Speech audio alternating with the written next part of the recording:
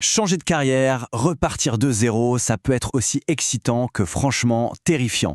On s'imagine une page blanche, une rupture nette avec le passé.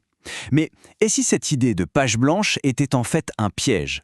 On va voir ensemble comment notre passé professionnel, oui, même celui qu'on rêve de fuir, peut devenir notre meilleur atout. Allez, on commence fort avec une question un peu provocatrice. Est-ce que changer de vie pro, surtout quand on passe du salariat à l'indépendance, c'est un peu comme faire un deuil? Eh bien, la réponse est sûrement beaucoup plus proche de oui qu'on ne le pense. C'est tout un processus pour accepter une nouvelle réalité, pour laisser une partie de soi derrière.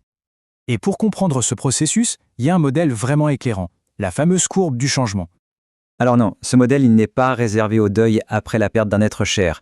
En fait, il s'applique à n'importe quelle grande transformation. Un licenciement, un déménagement à l'étranger et bien sûr, le grand saut dans l'entrepreneuriat. C'est un cheminement psychologique quasi universel pour digérer une nouvelle situation. Mais là où les choses se compliquent, et où beaucoup de gens se perdent en route, c'est que ce n'est pas une seule transition. Non, en réalité, il y a un double parcours qui se joue en même temps. Oui, deux, exactement. Quand on quitte le salariat pour devenir entrepreneur dans un tout nouveau domaine, on ne vit pas une, mais bien deux courbes du changement en parallèle. Et c'est souvent ça le nœud du problème. Il faut vraiment bien faire la différence ici. D'un côté, il y a ce qu'on appelle la transition, c'est le changement de statut, on passe de la sécurité relative du salariat à l'inconnu de l'indépendance.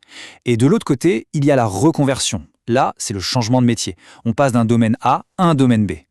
Le vrai souci, c'est que ces deux deuils s'entremêlent et on ne sait plus très bien d'où vient la difficulté. Et toute cette confusion, ça mène souvent à une erreur critique, une réaction presque viscérale qui peut saboter tout le projet. Voilà, c'est cette phrase-là, la phrase qu'on entend tout le temps. Cette envie de brûler les ponts, de tirer un trait sur le passé, comme pour se convaincre que ça y est, on a vraiment changé. C'est une réaction très humaine, très émotionnelle, mais c'est une grosse erreur.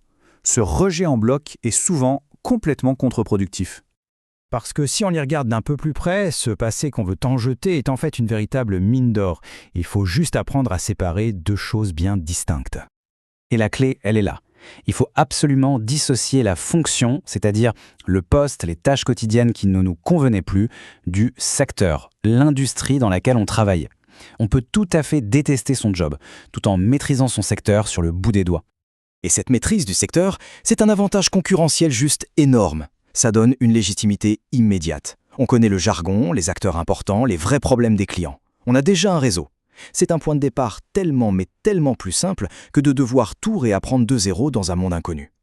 Ça change complètement la perspective, n'est-ce pas?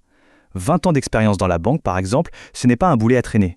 Au contraire, si le projet est de devenir consultant ou formateur pour ce même secteur, c'est la preuve d'une expertise rare et donc très précieuse. Maintenant, parlons d'un point crucial. Ce cheminement est ultra personnel, il n'y a pas de bon ou de mauvais timing. On passe souvent par ces étapes bien connues, le déni, la colère, mais le plus important à comprendre, c'est que ce n'est pas une ligne droite. On peut faire des allers-retours, rester coincé un peu plus longtemps sur une étape. Chaque parcours est vraiment unique. Donc le message à retenir, c'est qu'il faut être indulgent avec soi-même. Il n'y a pas une seule bonne façon de vivre ce changement. Il faut s'autoriser à le vivre à son propre rythme. L'important, c'est d'être conscient de ces étapes et surtout des pièges, comme celui de tout mélanger entre le métier et le secteur. Alors pour finir, retournons complètement la question. Et si, au lieu de vouloir à tout prix effacer le passé pour construire un avenir, on l'utilisait comme la fondation la plus solide pour bâtir quelque chose de neuf? Et si ce passé n'était pas un poids, mais en fait notre meilleur tremplin?